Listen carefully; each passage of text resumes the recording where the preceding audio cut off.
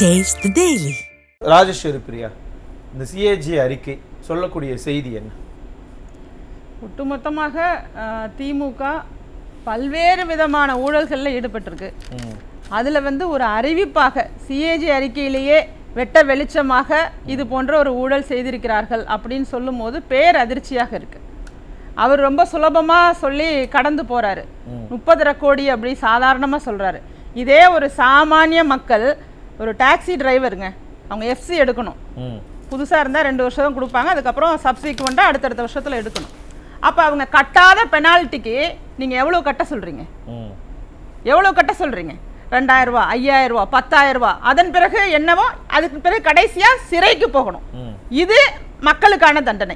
அப்போ நான் கேட்குறேன், அரசாங்கமே நடத்தக்கூடிய டாஸ்மாக் நிறுவனம் நீங்கள் மது விலையை உயர்த்தியும் அந்த நீங்கள் பணத்தை வரியை நீங்கள் அரசுக்கு செலுத்தலைன்னா நிச்சயமாக அமைச்சர்கள் மட்டுமில்லை, முதலமைச்சர் உட்படவே ஒரு சட்டத்திற்கு புறம்பாக தண்டிக்கப்பட வேண்டியது தானே. புறம்பாக தான் நடந்திருக்காங்க.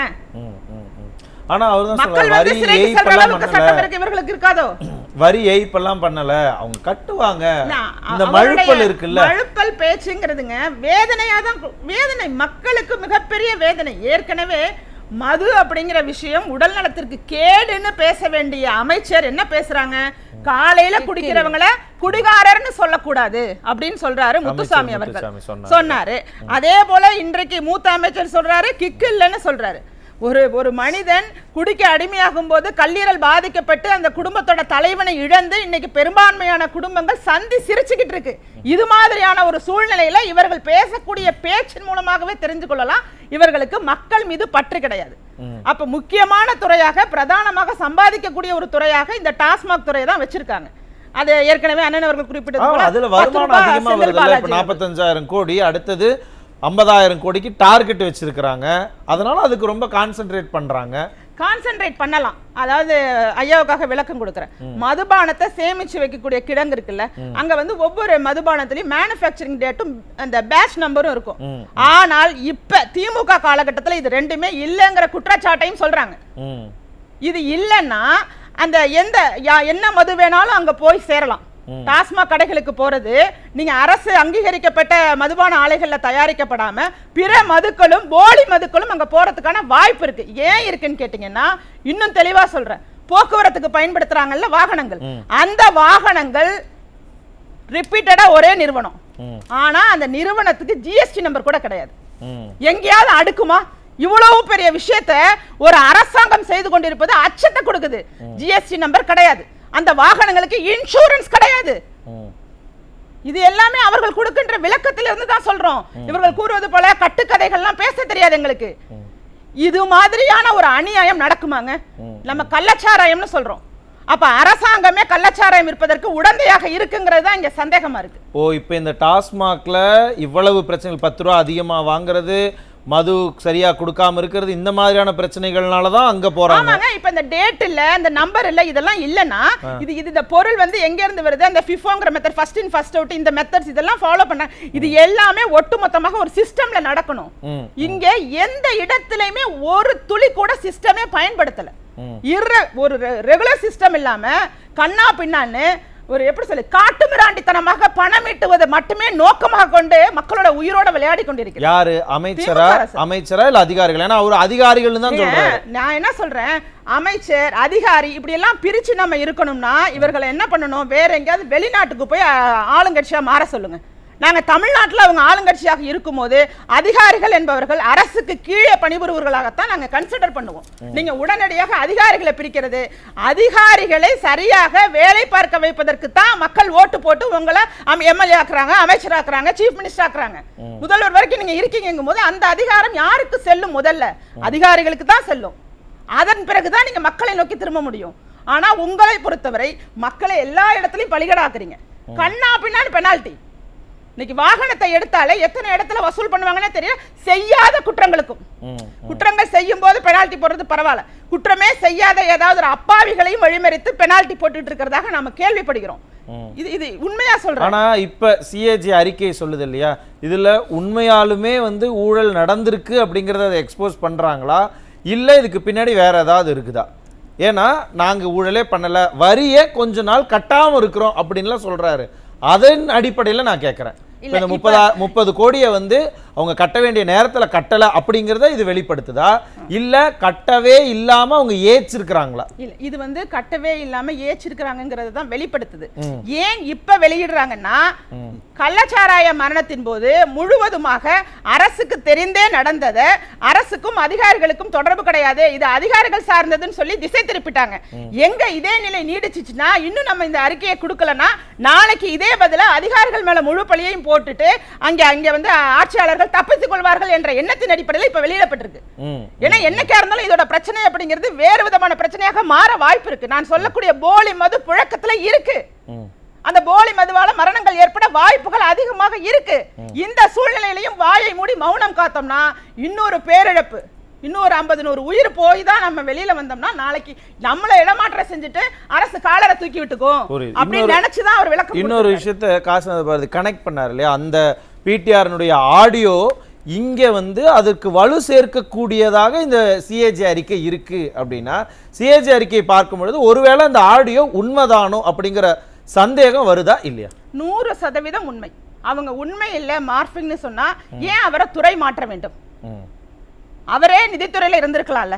அந்த துறையிலிருந்து சம்பந்தமே இல்லாத ஒரு துறை ஐடி துறைக்கு ஏன் மாற்ற வேண்டும்? அந்த கேள்விக்கு ஐயா காமாட்சி நாயுடு அவர்களை பதில் சொல்ல சொல்லுங்க. அப்ப அந்த ஆடியோ வெளியாகுது, அவரை அமைச்சர்ல இருந்து தூக்க முடியல. அப்படி தூக்கிட்டா முழுமையாக அவர் சொன்னது உண்மைதான் மக்கள் நம்பிடுவாங்க. என்ன செய்வதென்று அறியாமல் எடுத்த ஒரு முடிவு தான் துறை மாற்றம். அதுல எந்த மாற்று கருத்தும் இல்ல. அவர் சிறப்பா தானே செயல்பட்டாரு. அவரோட குவாலிஃபிகேஷன் நிச்சயமாக அதற்கு பொருந்தும்ல. அவர்கிட்டே சொல்றேன், உள்ளபடி சொல்றேன். அவரோட அனுபவமோ அவரோட தகுதியும் கண்டிப்பாக அந்த துறைக்கு ஏற்றவாறு தானே இருந்து நீங்க அந்த துறையை கொடுத்தீங்க.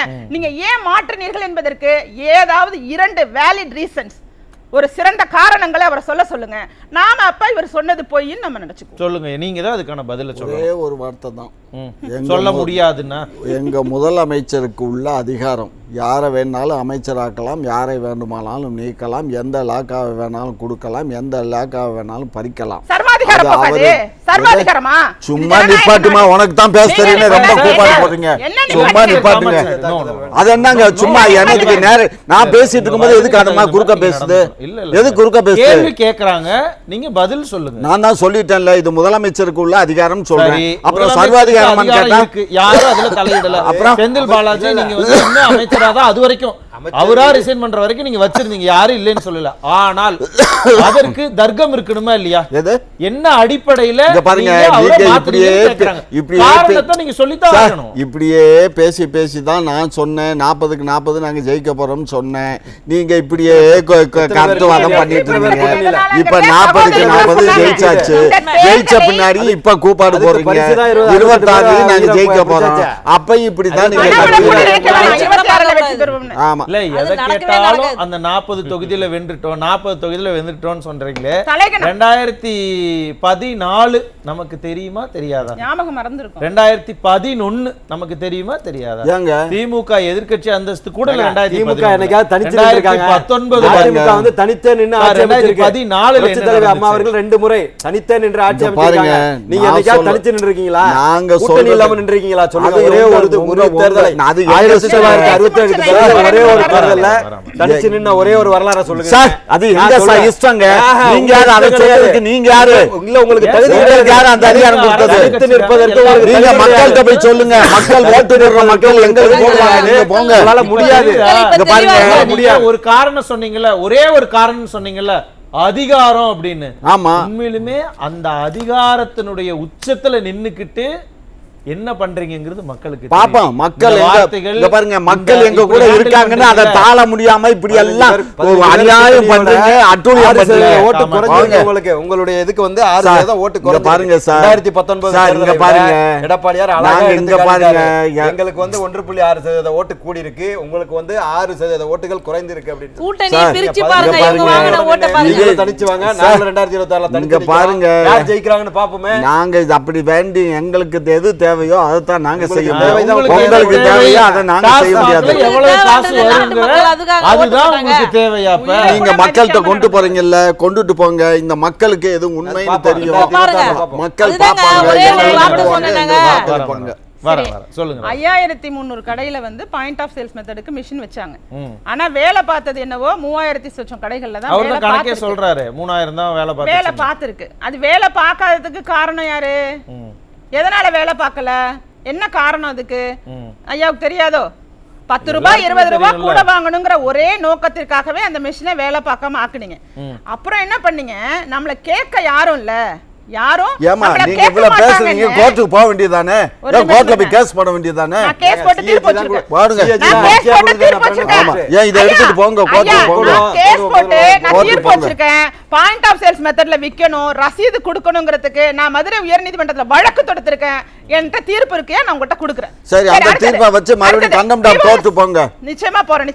கண்டெம்ட் ஆஃப் போங்க. பாயிண்ட் ஆஃப் சேல்ஸ் மெத்தட்லயும் யாரும் கேட்பதற்கு ஆள் இல்லைன்னு நினைச்சுக்கிட்டு 10 ரூபாய் 20 ரூபாய் கூட வச்சு அதுலயே வாங்கி இருக்காங்கன்னா இவர்களை போல ஒரு கிரிமினல் யாருங்க இருக்க முடியும்? என்ன ஒரு அரச கிரிமினல் குற்றவாளி. இல்ல இவங்க இப்படி தாங்க பேசுவாங்க. வேற எப்படி பேசுவாங்க? ஆதங்கத்தை பதிவு பண்றாங்க. அவங்க அப்படி தான் பேசுவாங்க. உங்களுக்கே கோவம் வருது. அவங்க அப்படி தான் பேசுவாங்க. தவறு செய்றவங்க அப்புறம் என்ன சார் சொல்லுவாங்க? நீங்க இப்படி ஆட்களை தான் கூப்பிட்டு வந்து வச்சிட்டு பேச சொல்வீங்க. பாவி மக்கள் ஒண்ணுமே செய்யாதவங்களை நீங்க குற்றவாளி முத்திரை குத்தி அவங்களோட வாழ்க்கையை வீணடிக்கிறீங்க.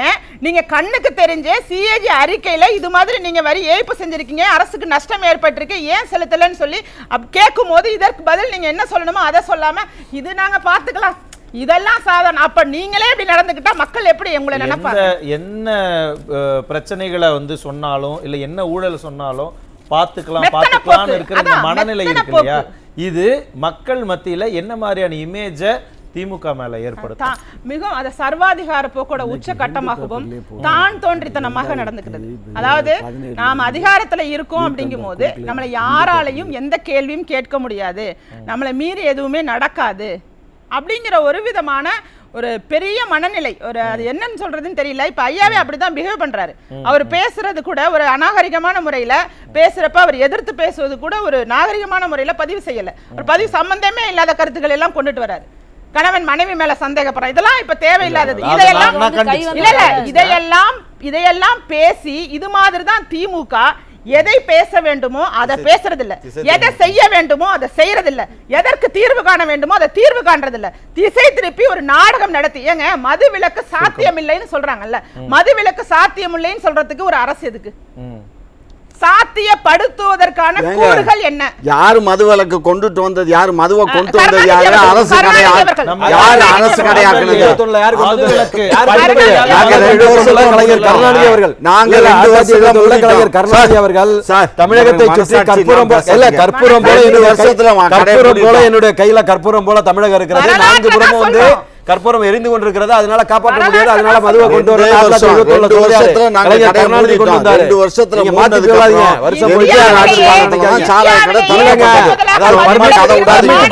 பர்மிட் கொடுத்து பண்ணது வந்து எம்ஜிஆர் காலத்துல தான். ஆனா யாரு முதல்ல கொண்டு வந்ததுன்னா கலைஞர் நடத்தினதே. நான் கதை சொல்றேன். 1971 கொண்டு வந்தது யாரு?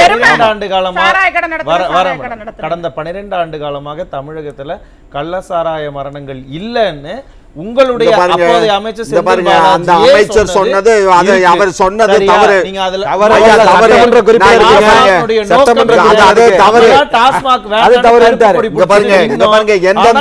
டாஸ்மாக்ல இன்னைக்கு ஆயிரக்கணக்கான கோடிகளை குவிச்சுக்கிட்டு இருக்கிறதும் இங்க தெரிஞ்சுக்கிட்டு தான் இருக்கு. இன்னும் விரிவாக பேசலாம். ஒரு ஸ்ரீபிரியா, இந்த சிஏஜி அறிக்கை திமுக அரசுக்கு எவ்வளவு பெரிய தலைவலியாக மாறப்போகுது? அதற்கு முன்னதாக மரியாதை குறைவாக பேசுறத வந்து ஐயா மாற்றிக்கொள்ளணும். வயது கருதி தான் நான் வந்து எங்களால் அது மாதிரி பேசி பழக்கமின்மையினால எங்களால் பேச முடியாது. ஏன்னா அவர் மக்களை பற்றி பேசும்போதுமே ரொம்ப இலகுவாக ரொம்ப கிண்டலாக கேலியாக பேசுகிறார். மக்களோட வரிப்பணம் குறித்தும் கவலைப்படலை. மக்களுடைய பணம் தானே போகுதுன்னா அதற்கான திமுகவுக்குங்க ஏற்கனவே மதுபானத்தை எங்கெங்கெல்லாம் கொண்டுட்டு வந்து பரப்பலாம், ப்ரொமோட் பண்ணலாங்கிற வேலையை தான் அவர்கள் பார்க்க தொடங்கினார்கள். திருமண கூடத்துல, விளையாட்டரங்குல, இது மாதிரி எல்லாம் புதிதாக திட்டம் போட்டு அதே மாதிரி ஏடிஎம் மிஷின் மாதிரி பட்டன் அழுத்தணும்னு வர்றது, இல்ல நம்ம டெட்ரா பாக்கெட் போடுவோமா, அவர்கள் சிந்தித்து செயல்பட்ட ஒரே துறை டாஸ்மாக் சம்பந்தப்பட்ட துறை தான். வேற எந்த துறைக்காகவும் இவ்வளவு மெனக்கெடல, இவ்வளவு சிந்திக்கல. குடிகாரர்களுக்கு கொடுக்கக்கூடிய மரியாதை குறித்து வரைக்கும் பேசுறவங்க மற்ற துறைகள்ல வேலை பார்க்கறவங்களை பத்தி எந்த கவலையும் பண்ணல. விவசாயிகளை மதிக்கல, விவசாயி மேல குண்டாஸ் போட்டாங்க. அப்ப இவர்களுடைய போக்கு அப்படிங்கிறது மிகவும் மக்களுக்கு எதிராக இருக்கு. நீங்க அவர் பேசுறது 40க்கு 40 அப்படிங்கிற அகங்கார போக்குல பேசலாம். ஆனால் 2026ல அப்படியே தலைகீழாக மாறக்கூடிய வாய்ப்பு இருக்கு. அந்த வாய்ப்பை பார்க்கலாம்.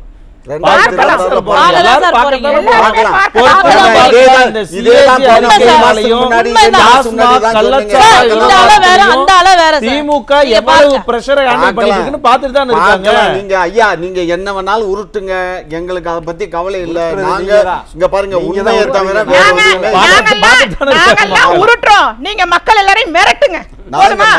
தமிழ்நாட்டு மக்களை மிரட்டுங்க. இந்த உருட்டல் மிரட்டலுக்கெல்லாம் பயப்படுறவங்க அல்ல தமிழ்நாட்டு மக்கள். அவங்க கிட்ட அதிகாரம் இருக்கு. வெகு விரைவில் இல்ல, பார்த்துட்டு தான் இருக்கிறோம். எல்லாரும் பெண்கள் என்ன கேக்குறாங்கன்னா 1000 ரூபாய் நீங்க மாதம் கொடுக்கறத நிறுத்திட்டு மது விலக்கை நீங்க அமல்படுத்தணும்னு கேக்குற அளவுக்கு பெண்கள் கேட்க தொடங்கிய காலம் வந்துவிட்டது. வாய்ப்பே இல்லைன்னு சொல்லிட்டாங்க. இதுக்கு மேல வாய்ப்பு ஏன் இல்ல? அவர்களுடைய ஒட்டுமொத்த கட்சிக்கான வருமானமும் ஒவ்வொருத்தருடைய பாக்கெட்டும் அங்க உள்ள அனைத்து பொறுப்பாளர்களுக்கும் சரிசமமாக இந்த டாஸ்மாக் ஊழல் மூலமாக பணம் வருது. அதனால இவர்களால மதுவிலக்குங்கிறத சிந்திக்க கூட மாட்டாங்க. அதற்கான சாத்தியக்கூறுகள் பத்தி சிந்திக்கல. ஆனா கிக்கில்லங்கிறத பத்தி சிந்திக்கிறாருன்னா நேரடியாகவே கொலை குற்றம் செய்வதற்கு சமமான ஒரு ஸ்டேட்மென்ட். மக்கள் எல்லாத்த பத்தி சிந்திச்சுக்கிட்டு தான் இருக்காங்க. மாதிரி இருக்கான் இல்ல அவர் அறிக்கையில சாஃப்ட் ட்ரிங்க் மாதிரி இருக்கான். அதாவது பெப்சி கோகோ கோலா அந்த மாதிரி ட்ரிங்க்ஸ் மாதிரி தான் இருக்கு. அதனால அவர்களை சொல்லி குற்றம் இல்லை, கள்ளச்சாராயம் குடித்தவர்கள் மீதும் குற்றம் இல்லைன்னு சொல்றதுக்காக முயற்சி பண்ணக்கூடிய ஒரு கேவலமான அரசு நடந்துகிட்டு இருக்கிறத நினைச்சு நான் வேதனைப்படுறேன். அவங்க மேல குற்றம் இல்லைன்னா இப்ப ஆட்சி நடத்தக்கூடிய ஆட்சியாளர்கள் மேலதான் குற்றம் இருக்கா இல்லையான்னு மக்கள் சிந்திப்பாங்க. அவங்களே சிந்திச்சுட்டு அவங்க கையில விட்டுறலாம்.